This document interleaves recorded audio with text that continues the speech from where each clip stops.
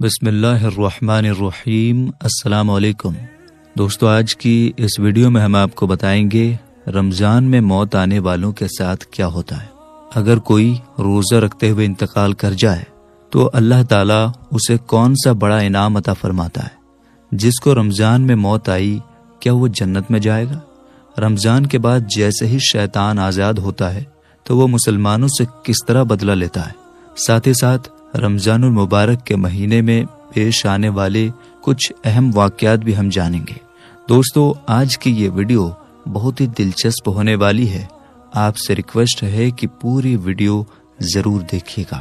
تو چلیے بنا کسی دیری کے ہم اپنی ویڈیو میں آگے بڑھتے ہیں۔ نبی پاک صلی اللہ تعالی علیہ وآلہ وسلم نے ارشاد فرمایا، اللہ کے بندوں میں سے ایک بندے کو قبر میں 100 کوڑے مارنے کا حکم دیا گیا۔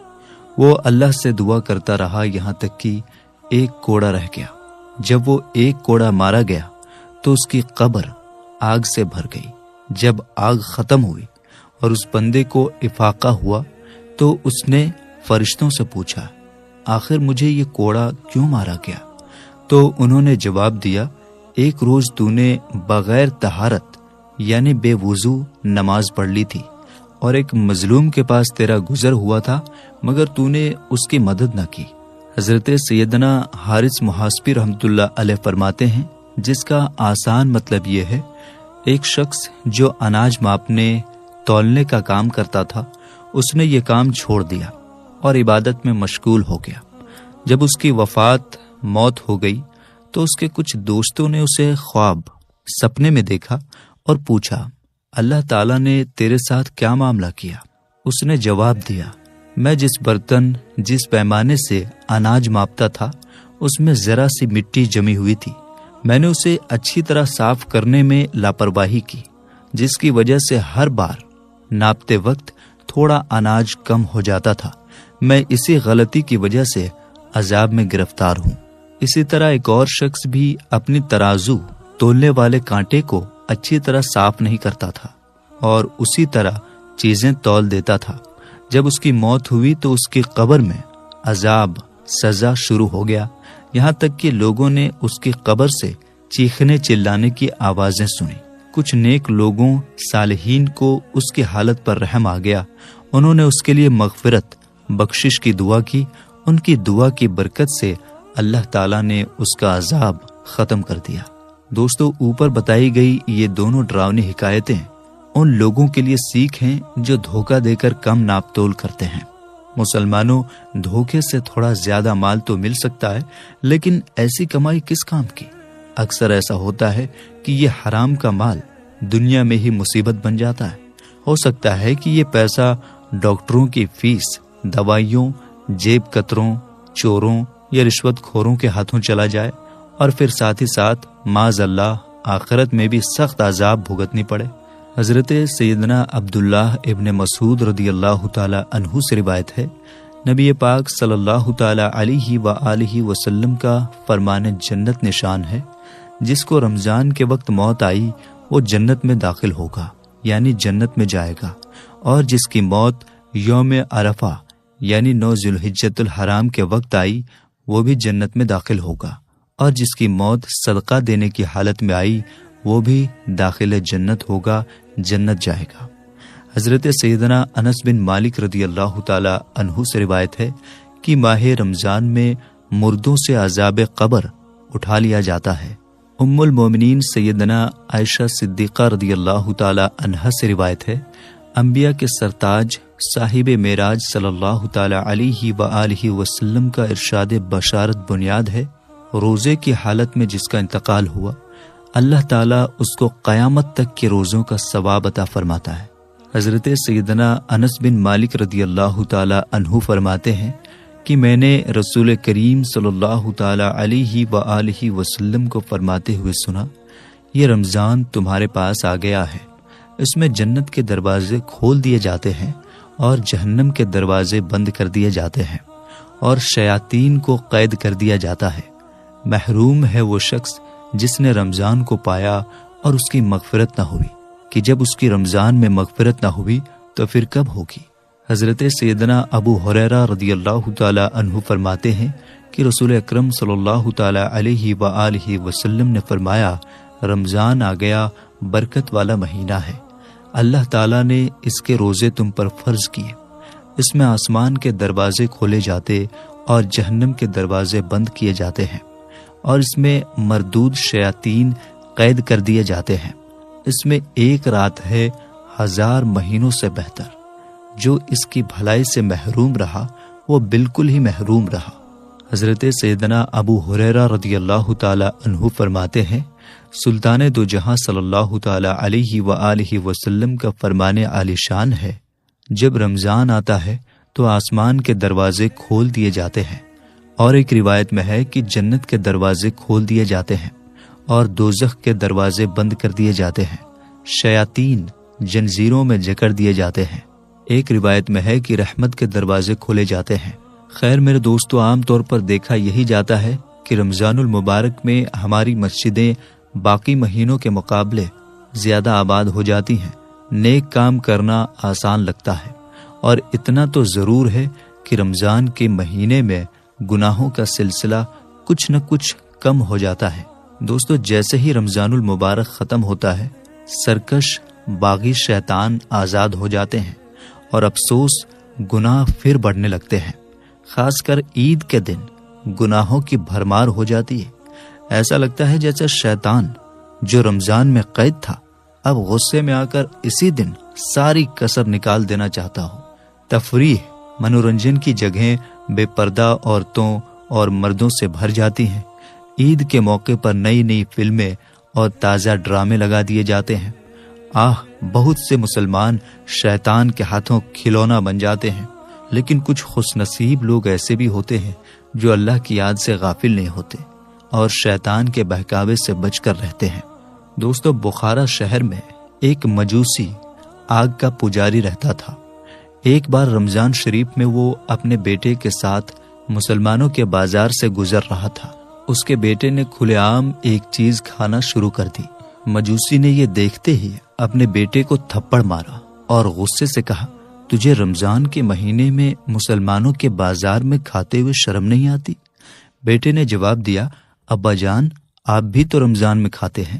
والد نے کہا، ہاں، لیکن میں مسلمانوں کے سامنے نہیں، اپنے گھر کے اندر چھپ کر کھاتا ہوں، میں اس مبارک مہینے کی بے ادبی نہیں کرتا۔ کچھ عرصے بعد اس مجوسی کا انتقال، موت ہو گیا۔ کسی نے اسے خواب میں، سپنے میں جنت میں گھومتے ہوئے دیکھا تو حیرانی سے پوچھا، تو مجوسی تھا، پھر جنت میں کیسے آ گیا؟ اس نے جواب دیا، سچ ہے کہ میں مجوسی تھا، لیکن جب میری موت کا وقت قریب آیا تو اللہ تعالیٰ نے رمضان کے احترام کی برکت سے مجھے ایمان کی دولت سے نواز دیا اور مرنے کے بعد جنت میں داخل کر دیا۔ میرے دوستو، دیکھا آپ نے، رمضان المبارک کی تعظیم، عزت و احترام کی وجہ سے ایک آتش پرست یعنی آگ کے پجاری کو اللہ تعالیٰ نے ایمان کی دولت سے نواز دیا اور جنت کی نایاب نعمتوں سے مالا مال کر دیا۔ اس حکایت سے خاص کر ان غافل بے پرواہ لوگوں کو سبق عبرت لینا چاہیے جو مسلمان ہو کر بھی رمضان المبارک میں روزہ نہیں رکھتے، بلکہ چوری چھپے کھانے پینے کے بجائے سب کے سامنے سگریٹ پیتے، پان چباتے، یہاں تک کہ کچھ لوگ تو کھلے عام پانی پیتے اور کھانا کھانے سے بھی نہیں شرماتے۔ ایسے لوگوں کے لیے اسلامی قانون، فقہ کی کتابوں میں سخت سزا کا حکم دیا گیا ہے۔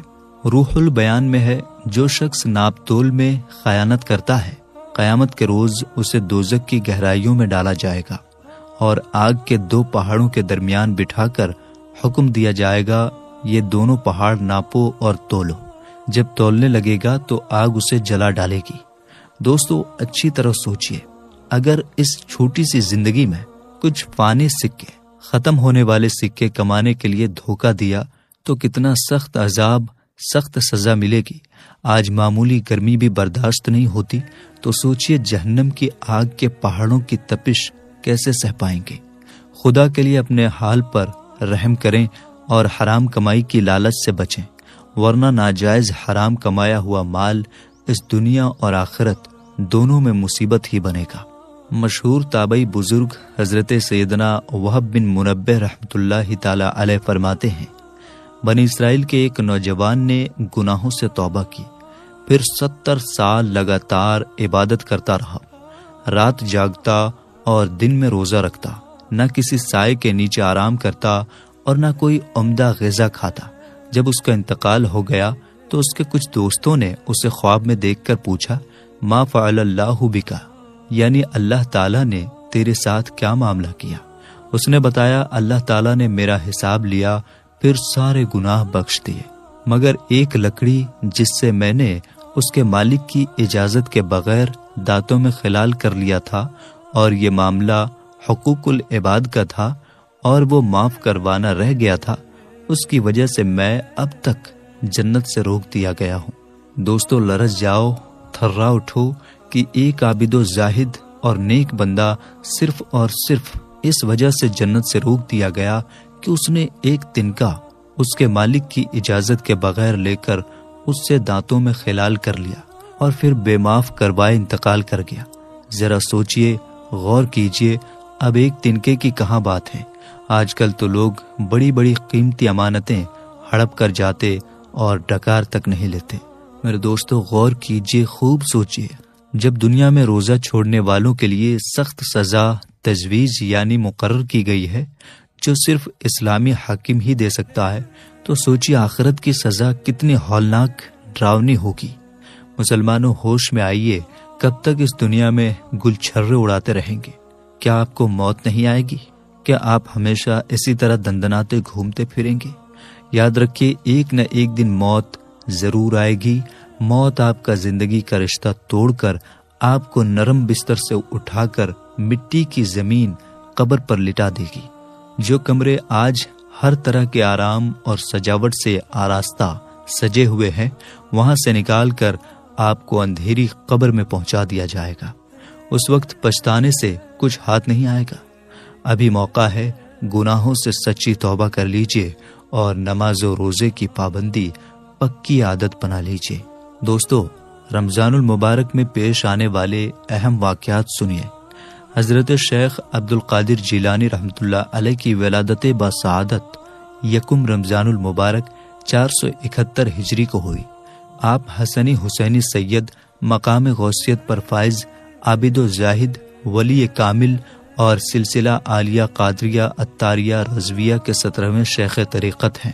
نبی کریم صلی اللہ تعالی علیہ وآلہ وسلم کی شہزادی حضرت سیدتنا فاطمۃ الزہرا رضی اللہ تعالی عنہا کا وصال 3 رمضان المبارک 11 ہجری کو مدینہ منورہ میں ہوا۔ آپ کا نکاح حضرت علی رضی اللہ تعالی عنہ سے ہوا۔ آپ حضرت حسنین کریمین کی والدہ اور جنتی عورتوں کی سردار ہیں۔ حضور نبی کریم صلی اللہ تعالی علیہ وآلہ وسلم کی پہلی شریک حیات حضرت سیدتنا خدیجۃ الکبریٰ رضی اللہ تعالی عنہا کا وصال اعلان نبوت کے 10ویں سال 10 رمضان المبارک کو مکۃ المکرمہ میں ہوا اور تدفین جنت المعلیٰ میں ہوئی۔ حضرت سیدنا امام حسن رضی اللہ تعالی عنہ کی ولادت بسعادت 15 رمضان المبارک 3 ہجری کو مدینہ منورہ میں ہوئی۔ آپ حضرت فاطمہ و علی رضی اللہ تعالی عنہما کے شہزادے مصطفیٰ جان رحمت صلی اللہ تعالی علیہ وآلہ وسلم کے نواسے اور جنتی جوانوں کے سردار ہیں۔ اسلام اور کفر کی پہلی جنگ 17 رمضان المبارک 2 ہجری میں مقام بدر پر ہوئی، جس میں 6 مہاجر اور 8 انصار صحابہ کرام علیہم الرضوان نے جام شہادت نوش فرمایا۔ 70 کفار قتل اور 70 گرفتار ہوئے۔ ام المومنین حضرت سیدتنا عائشہ صدیقہ رضی اللہ تعالی عنہا کا وصال 17 رمضان المبارک 57 یا 58 ہجری کو مدینہ منورہ میں ہوا۔